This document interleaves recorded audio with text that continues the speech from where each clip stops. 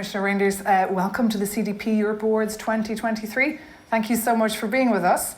First question, can you tell us exactly what the Directive on Corporate Sustainability Due Diligence will oblige companies to do in terms of the 1.5 transition plan?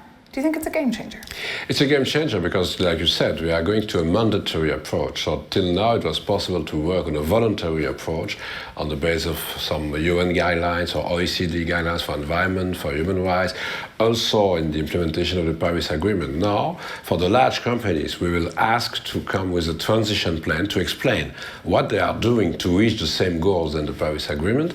And of course, for the directors, it will be important to take on board the new definition of the interest of the company. In the interest of the company, you have a sort of possible negative impact of your operations on the environment. So it's a real game changer, and I'm hoping that we'll have the support of the Parliament, but also the Council to do that. Time will tell. And should corporate governance, you think, address nature with the same approach and the same rigour as they do climate? In other words, can biodiversity transition planning remain voluntary action?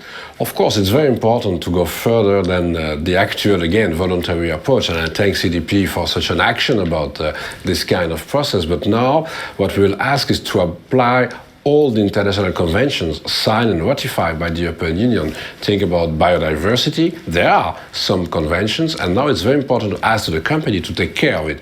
So we are doing that with a due diligence process. So we will ask the companies to analyze and to assess the possible negative impacts of their operations on the biodiversity, but not only the operation of the company itself, but of all the supply chain and the value chain. That's very important, to go very far in the value chain, the entire value chain, in fact. And which global impacts do you think can be expected from the EU's new perspective on the duty of care of directors? But to be concrete, like the GDPR, we try to come with global standards. So we start, of course, with such a level playing field in Europe for all the European companies, for companies from third countries working on the internal market.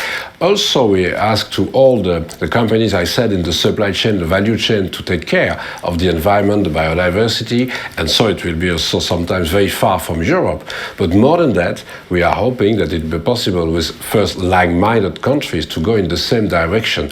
We have seen with the GDPR about data protection that it was possible on the 5 continents to have evolutions in the same direction. I'm hoping that it will be the same here. Just one final question, Commissioner. How do European demands on companies compare to what's going on in other places, like the United States, for example, where we know the IRA will balloon green investment from companies? So the question is, will EU laws make EU companies more competitive or less? Yes, because we need to take everybody on board. So, of course, there are some actions and possible actions by the member states or by the European Union. I'm thinking about some state aids, if it's needed to help companies to go to such a goal for climate.